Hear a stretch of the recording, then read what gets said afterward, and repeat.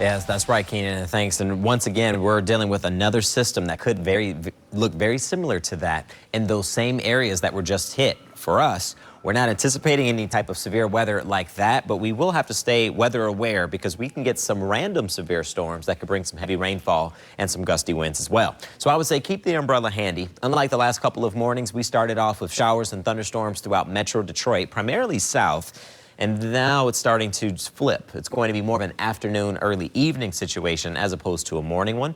Temperatures will climb into those mid 80s, mid to low 80s, and any storm that flares up could be borderline strong to severe. So let's talk about why you should stay weather aware. When these storms flare up, they're going to produce some heavy rainfall. You're walking through it right now. This morning, we're dealing with a dense fog advisory. So because of that, we're also seeing that the moisture content in the atmosphere is pretty high with the humidity. That could trigger some of these storms that can produce some heavy rainfall and some damaging wind.